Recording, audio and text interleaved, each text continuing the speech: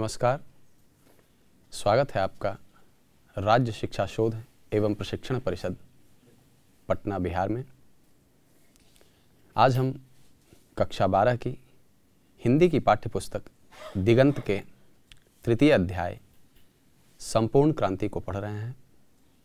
हमने इस पूरे भाषण के अंश को पढ़ा है जो ऐतिहासिक मैदान गांधी मैदान में जयप्रकाश नारायण जी ने दिया था।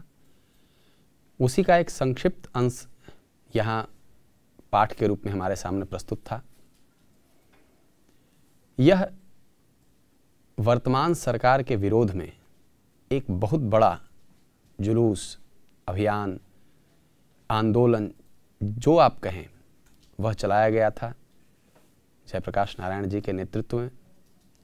इस भाषण में जब हम पढ़ रहे थे तो आपने महसूस किया होगा कि वह अपनी पूरी यात्रा बताते हैं, अपनी पूरी यात्रा से हमें रूबरू करवाते हैं कि कैसे उन्होंने अपने जीवन में उतार चढ़ाव देखे और कैसे सरकार में रहते हुए भी जिन लोगों के साथ काम किया उन लोगों की आलोचना करते हुए और वर्तमान सरकार की आलोचना करते हैं। ये अपने आप में एक बहुत बड़ी बात है कि हम जिन लोगों के साथ रहते हैं, जिन लोगों के साथ काम करते हैं, उनकी आलोचना करने की क्षमता अपने आप में विकसित हो और एक क्रांतिदर्शी नेता की भूमिका में हमारे सामने यह प्रस्तुत होते हैं। तो आइए एक बार हम देखते हैं कि हमने पूरे पाठ में क्या क्या पढ़ा है, किन किन बिंदुओं को हमने छुआ है, उसकी एक झलक हम देखते हैं। उसके पश्चात हम पाठ के अभ्यास की ओर बढ़ेंगे। अपने भाषण की शुरुआत में आपने देखा होगा कि रेणु जी एक काव्य पाठ से प्रारंभ करते हैं और काव्य पाठ के पश्चात जयप्रकाश नारायण जी मंच पर आते हैं। मंच पर आते के साथ वह सबसे पहले जिस व्यक्ति की चर्चा करते हैं वह राष्ट्रकवि रामधारी सिंह दिनकर हैं। उनको याद करते हुए वह कहते हैं कि काश कितना अच्छा समय होता अगर दिनकर जी यहाँ होते, क्योंकि दिनकर जी हम सभी जानते हैं कि आधुनिक काल के वीर रस के कवि थे और जो परिस्थिति उस वक्त उस स्थिति बनी हुई थी, उस परिस्थिति में सबसे बेहतरीन काव्य की रचना यदि कोई कर सकता था तो वो दिनकर जी थे। तो उनकी कमी को वो महसूस करते हैं और यह चर्चा करते हैं। भाषण में हमने पढ़ा है कि यदि दिनकर जी इस परिस्थिति में होते तो कैसी वीर रस की कविताएं लिखते सरकार के खिलाफ। उसके बाद फिर आगे चलते हुए बेनीपुरी जी को भी याद करते हैं, रामवृक्ष बेनीपुरी, जिन्हें कलम का जादूगर भी कहा जाता है। उनको याद करते हुए कहते हैं कि वो इस परिस्थिति में कुछ अलग लिखते, चूँकि गद्यकार के रूप में, कहानीकार के रूप में हम रामवृक्ष बेनीपुरी को जानते हैं। उनकी चर्चा करते हैं। फिर अगले अंश में वो इस बात से परिचित करवाते हैं कि यह जो कार्यक्रम हो रहा है, यह जुलूस जो हो रहा है, आंदोलन जो हो रहा है, इसका नेतृत्व किन्हें करना चाहिए। ये बताते हैं अपने भाषण में कि मैं कतई नहीं चाहता था कि इसका नेतृत्व मैं करूं, किंतु छात्रों ने, जनसंघर्ष समिति के लोगों ने न चाहते हुए भी इन्हें मनाया नेतृत्व करने के लिए। बल्कि यह चाह रहे थे, इन्होंने कहा भी है कि मैं अब वृद्ध हो चुका हूँ, मेरी सलाह लीजिए। लेकिन लोगों ने उस समय यह समझा कि बिना एक मजबूत नेतृत्व के यह आंदोलन सफल नहीं होगा। अतः लोगों ने आग्रह किया कि नहीं, इस पूरे आंदोलन की बागडोर आपके हाथ में होनी चाहिए और नेतृत्व आप करिए। और इसको सहर्ष आपने स्वीकार किया था, यह जयप्रकाश नारायण जी ने कहा है। उसके पश्चात भाषण के दौरान वह बताते हैं कि कैसे उनको जानने वाले लोग उनके अमेरिका में शिक्षा ग्रहण करने की बात को लेकर उन पर आलोचना करते हैं, उनकी आलोचना करते हैं। और ये बताते हैं कि एक नारा भी हम लोगों ने पढ़ा था। तो जयप्रकाश नारायण जी उन सभी भ्रम को तोड़ते हैं और बताते हैं कि अमेरिका प्रवास के दौरान उन्होंने किस प्रकार का जीवन जिया था। छात्र जीवन जो उनका था, उनका घर अर्थात उनकी पृष्ठभूमि ऐसी नहीं थी घर की कि उन्हें अमेरिका पढ़ने के लिए भेजा जाए, किंतु लोगों से जानकारी मिली कि एक छात्र वहाँ काम करके विभिन्न प्रकार के कामों को करके और पढ़ाई अपनी जारी रख सकता है, तो वहाँ गए अपने मित्रों के साथ। और वहाँ कई प्रकार का काम आपने देखा होगा, कुछ ऐसे काम जैसे झाड़ू लगाना, कमोड साफ करना, होटलों में काम करना, रेस्तरां में काम करना, बैरा के रूप में काम करना, और एक चारपाई पे कई लोगों के साथ सोना, रजाई साझा करना, यानी कई प्रकार के ऐसे काम उन्होंने किए जिसकी कल्पना करना अभी के समय में बहुत मुश्किल है। और इस प्रकार के जीवन में रहते हुए उन्होंने शिक्षा ग्रहण की। यद्यपि हमने उनके बारे में जाना था कि पीएचडी नहीं कर सके थे और अस्वस्थता के कारण, माँ की अस्वस्थता के कारण फिर वापस आ गए थे। ये वो अपने अमेरिका प्रवास के बारे में बताते हैं। उसके पश्चात चर्चा करते हैं 1924 में जब वह कम्युनिस्ट हुए, कम्युनिस्ट किस प्रकार उनके ऊपर मार्क्सवाद हावी था और पूरी तरह से घोर कम्युनिस्ट होकर वह लौटे थे। कम्युनिस्ट का मतलब वो उस समय मार्क्सवाद लेनिनवाद का ज़माना था, और उस समय मार्क्सवाद से संबंधित अंग्रेजी की जितनी पुस्तकें थी उन्होंने सारी पढ़ डाली थी। इस प्रकार के मार्क्सवादी होकर वह लौटे थे वहाँ से। फिर वह याद करते हैं और बताते हैं कि जुलूस और आंदोलन, इसके दौरान क्या समस्याएं उन्हें आई है। अर्थात कैसे आपने सुना होगा कि पुलिस वाले ने कहा कि जयप्रकाश नारायण जी नहीं होते तो बिहार जल गया होता। फिर यह भी ये बताते हैं कि इंदिरा गांधी के नज़दीकी लोग इन्हें समझाते हैं, ये नाराज़ भी हो जाते हैं भाषण के दौरान कि मुझे लोकतंत्र का पाठ पढ़ाते हैं। तो जयप्रकाश नारायण को लोकतंत्र सिखाने की आवश्यकता नहीं है, क्योंकि इनका लंबा अनुभव रहा था गांधी जी के साथ काम करने का, जवाहरलाल नेहरू के साथ काम करने का। फिर ये भी बात करते हैं कि इन्होंने कई लोगों की आलोचना की। वर्तमान में यह वर्तमान सरकार की आलोचना कर रहे हैं तो इसका मतलब यह नहीं कि इन्होंने पूर्व में जिनके साथ काम किया है उनकी आलोचना इन्होंने नहीं की है। यह गांधी जी के बारे में बात करते हैं, वृद्ध थे गांधी जी, बड़े थे, लेकिन फिर भी जब भी किसी बात पर यह सहमत नहीं हो पाते थे तो गांधी जी से वाद विवाद होता था। यद्यपि गांधी जी समझाने का काफ़ी प्रयास करते थे और फिर जो सही होता था वह मान लिया जाता था गांधी जी के द्वारा भी। ये बताते हैं कि इस प्रकार की परिस्थिति में मैं रहा हूँ, अतः आलोचना करना ये कोई बुरी बात नहीं है। लोकतंत्र में ये एक स्वस्थ परंपरा है और उसका विकास हुआ था उस समय। फिर जवाहरलाल नेहरू जी के बारे में बताते हैं कि मैंने उनकी भी आलोचना की कई जगहों पे, लेकिन ये बताया कि उनकी आलोचना मैंने परराष्ट्र नियमों के तहत की, अर्थात दूसरे राष्ट्रों से जो संबंध है हमारे देश का, उस विषय पर मैंने जवाहरलाल नेहरू जी की आलोचना की। फिर लाल बहादुर शास्त्री को याद करते हैं, उनसे यह बताते हैं कि पाकिस्तान के मामले में आप गलत कर रहे हैं। उन्होंने उन्हें तार भी लिखा था। अर्थात ये दर्शाते हैं कि मैं आलोचना करते आया हूँ गलत चीज़ों का। यही कारण है कि मैं इंदिरा जी की भी आलोचना कर रहा हूँ। आगे हम देखते हैं कि लोकतंत्र के बारे में वह चर्चा करते हैं कि लोकतंत्र क्या है। लोकतंत्र में चुनाव पद्धति सबसे महत्वपूर्ण चीज़, कि चुनाव पद्धति कैसी होनी चाहिए। जिस चुनाव पद्धति में मतदाता केवल मतदान करने के अधिकार को रखता है और वहीं तक उसका अधिकार सीमित हो जाता है, इससे आगे निकलने की पद्धति भी बताते हैं। और ये बताते हैं कि चुनाव केवल एक बार मतदाता ने मतदान कर दिया उसके बाद उसका कार्य खत्म नहीं होना चाहिए, अपितु चुनाव के दौरान, चुनाव के पूर्व और चुनाव के पश्चात, इन तीनों स्टेज पे, इन तीनों स्तरों पर मतदाताओं की महत्वपूर्ण भूमिका होनी चाहिए। जैसे कि ये बताते हैं कि उम्मीदवार के चयन में भी भूमिका होनी चाहिए, मतदान में तो होती ही है। उसके पश्चात जब चुनाव संपन्न हो जाए और जो हमारा विजित उम्मीदवार है, जो जीत चुके हैं, वो उनकी कार्यशैली और पद्धति क्या है, इस पर भी एक पैनी निगाह होनी चाहिए आम मतदाताओं की या जन संघर्ष समितियों की। ये चर्चा करते हैं। ये एक संक्षिप्त परिचय था पूरे पाठ का।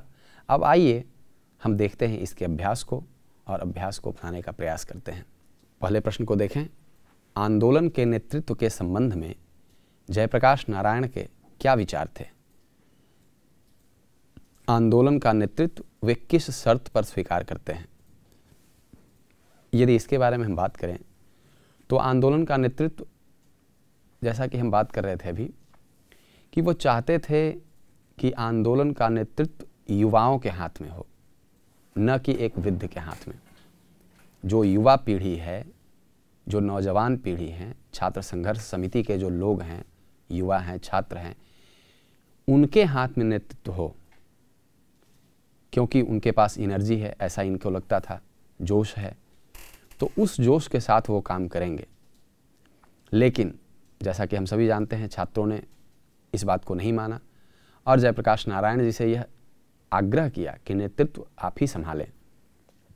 लेकिन उन्होंने नेतृत्व संभाला, किंतु कुछ शर्तें उन्होंने रखी कि ये नहीं हो सकता है कि मैं नेतृत्व करूं लेकिन पीछे से मुझे कोई डिक्टेट करे। कार्य मैं करूं लेकिन मस्तिष्क किसी और का हो, बातें मैं किसी और की मानूं, ये नहीं हो सकता है। मैं अगर चलूंगा तो मेरे कुछ सिद्धांत हैं, नियम हैं, उसका पालन करते हुए मैं नेतृत्व संभालूंगा और आप लोगों को मानना होगा। इस बात के लिए राजी करते हुए यह नेतृत्व संभालते हैं। आइए अगला प्रश्न देखते हैं। जयप्रकाश नारायण के छात्र जीवन और अमेरिका प्रवास का परिचय दें। इस अवधि की कौन सी बातें आपको प्रभावित करती हैं? अभी जस्ट हमने चर्चा की कि जयप्रकाश नारायण जी की जो अमेरिका यात्रा रही या अमेरिका प्रवास रहा, उनका शैक्षिक जीवन जो रहा, वह बड़ा कष्टमय रहा। ऐसा नहीं कि वो घर से बहुत सक्षम थे और वहाँ गए और उन्होंने काफ़ी अच्छे से पढ़ाई की, नहीं, उन्होंने काफ़ी कष्टमय जीवन व्यतीत किया, कई प्रकार का काम किया उन्होंने। और इसमें सबसे ज़्यादा प्रभावित करने वाली जो बात है वो यह है, मेरे समझ से आप खुद भी सोच सकते हैं, कि छात्र यदि हमारे पास कोई, हमने एक कार्य लिया है कि मुझे पढ़ना है, मुझे ये डिग्री तय करनी है, हासिल करनी है, तो उसके लिए रोड़े तो बहुत आएंगे, लेकिन कैसे हम उन परिस्थितियों से पार करते हुए उसको हम अचीव करते हैं या उसको हम प्राप्त करते हैं। जैसे कि इनके सामने आर्थिक समस्या थी। आर्थिक समस्या एक महत्वपूर्ण समस्या है अभी भी छात्रों के लिए। तो उस आर्थिक समस्या का उन्होंने कैसे निदान किया? उसका निदान उन्होंने इस प्रकार किया कि कई प्रकार का काम किया, होटलों में, कई जगहों पे। तो ये हमने देखा, ये हम सीखने की बात है। ये आप भी इससे बहुत शिक्षा ले सकते हैं कि कैसे उन्होंने अपना छात्र जीवन व्यतीत किया। अगला प्रश्न, जयप्रकाश नारायण कम्युनिस्ट पार्टी में क्यों नहीं शामिल हुए? इस पाठ में हमने पढ़ा था कि जिस वक्त वो अमेरिका में थे, वहाँ उन्होंने मार्क्सवाद से संबंधित जितनी पुस्तकें थी वह पढ़ ली थी और खुद यह कहते हैं कि मैं घोर कम्युनिस्ट था, मार्क्सवादी था। लेकिन लेनिन की चर्चा वो करते हैं और कहते हैं कि उनके द्वारा यदि हमारे देश में किसी बाहरी सत्ता का प्रभाव हो और बाहरी कोई शक्ति हमारे यहाँ औपनिवेशिक काल में इस प्रकार से हावी हो कि उसी की चल रही हो, हमारी अपनी शासन व्यवस्था न हो, ऐसी स्थिति में कम्युनिस्ट को यह चाहिए कि वह आंदोलन का नेतृत्व किसके हाथ में है इससे मतलब नहीं है, बस आंदोलन में रहना चाहिए। वह मार्क्सिस्ट या मार्क्सवादी बन के नहीं रहना चाहिए। वहाँ पे यदि बुर्जुआ वर्ग के हाथ में, या जिसको हम कहते हैं बुर्जुआ वर्ग, यानी कि जो प्रबुद्ध लोग हैं, पैसे वाले लोग हैं, शक्तिशाली लोग हैं, उनके हाथ में यदि आंदोलन का बागडोर हो, फिर भी एक मार्क्सवादी की यह जिम्मेवारी बनती है कि अपने देश के लिए यदि आंदोलन हो रहा हो तो वह उस आंदोलन में अवश्य शामिल हो। ये सोच था, इसीलिए ये कम्युनिस्ट में शामिल नहीं हुए थे। पाठ के आधार पर प्रसंग स्पष्ट करें। अगर कोई डेमोक्रेसी का दुश्मन है तो वे दुश्मन हैं जो जनता के शांतिमय कार्यक्रमों में बाधा डालते हैं, उनकी गिरफ्तारियां करते हैं, उन पर लाठी चलाते हैं और गोलियां चलाते हैं। देखिए यहाँ एक शब्द आया है डेमोक्रेसी, हम पूरा पढ़ रहे हैं इस पाठ को, उसमें लोकतंत्र लोकतंत्र बार बार आ रहा है। तो लोकतंत्र, जैसा कि आपने पढ़ा होगा अपने राजनीति शास्त्र की पुस्तकों में, कि लोकतंत्र लोकतंत्र अर्थात लोगों का शासन, जैसा कि अब्राहम लिंकन की एक प्रसिद्ध परिभाषा है कि जनता का जनता के लिए तथा जनता के द्वारा शासित शासन है। तो इस पद्धति में जब जनता के अधिकार का ही हनन होने लगे तो ऐसी स्थिति में हम डेमोक्रेसी कैसे मानेंगे? जब जनता अपनी आवाज़ उठाने के लिए बोल नहीं सकता हो, जुलूस नहीं कर सकता हो, शांतिमय प्रदर्शन नहीं कर सकता हो, ऐसी स्थिति में हम कैसे मानेंगे कि डेमोक्रेसी है? तो डेमोक्रेसी के दुश्मन तो वही लोग हैं जो बैठ के जनता के इन अधिकारों का हनन कर रहे हैं। यही बात इस प्रसंग में कही गई है। इसका दूसरा प्रसंग है, व्यक्ति से नहीं, हमें तो नीतियों से झगड़ा है, सिद्धांतों से झगड़ा है, कार्यों से झगड़ा है। जी, यह भी भाषण का एक अंश है। इसमें जयप्रकाश नारायण कहते हैं कि मेरा जो झगड़ा है वह किसी व्यक्ति से नहीं है।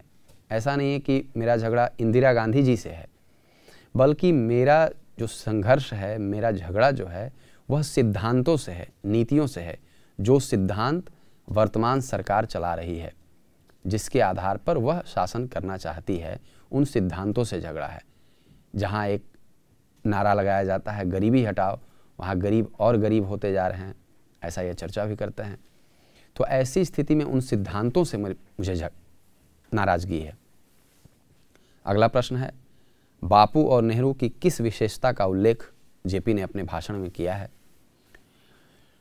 अभी हम चर्चा भी कर रहे थे कि बापू और नेहरू दोनों की यह विशेषता थी कि यदि कोई आलोचक है, कोई आलोचना मेरी कर रहा है, तो सिर्फ इसलिए कि वह आलोचना करने वाला व्यक्ति मेरी बराबरी का नहीं है, हम उनकी बातों को बिल्कुल काट दें, ये आदत नहीं थी न महात्मा गांधी की, न जवाहरलाल नेहरू की।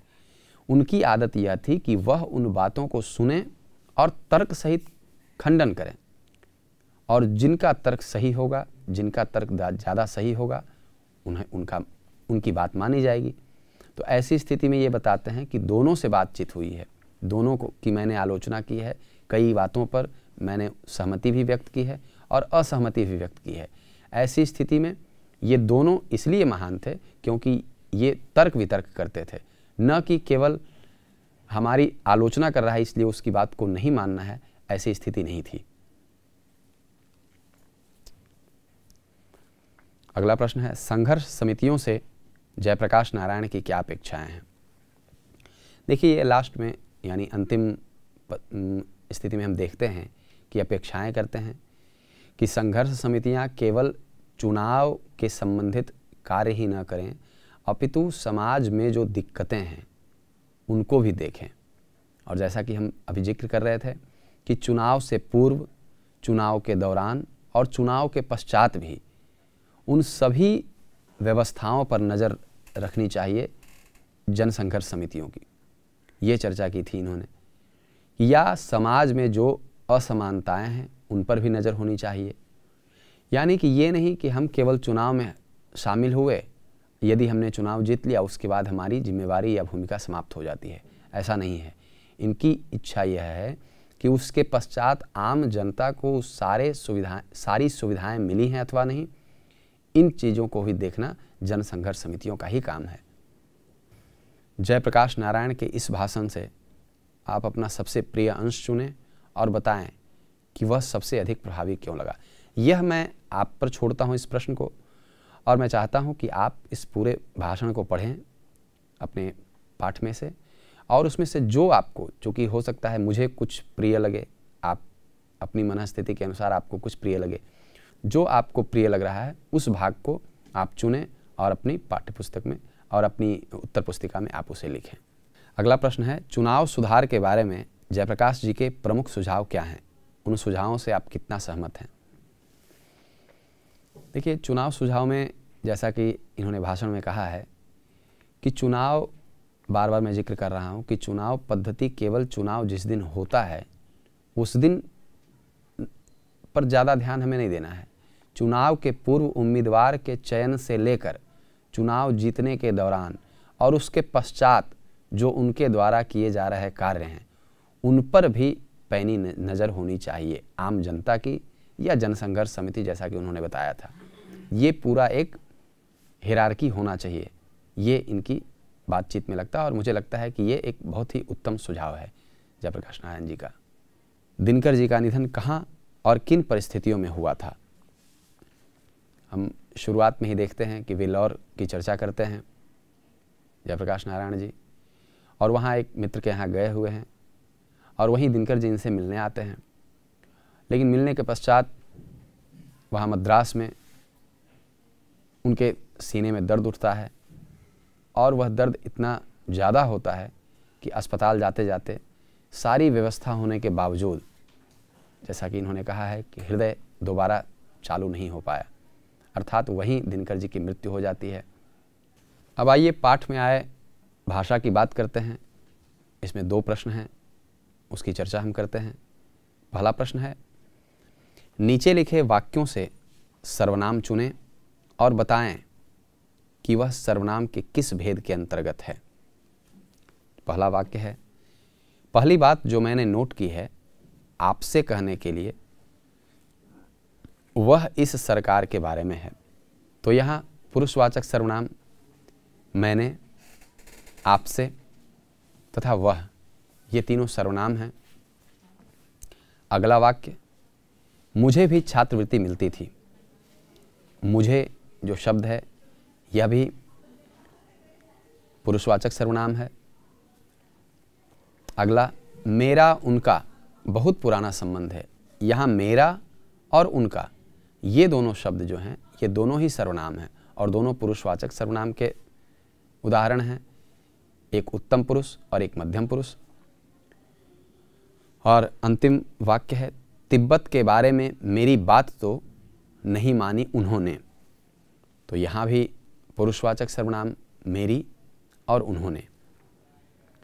अगला जो प्रश्न है, निम्नलिखित से विशेषण बनाएं। विशेषण के 4 प्रकार हैं, आप जानते हैं, गुणवाचक, परिमाणवाचक, संख्यावाचक और सार्वनामिक विशेषण।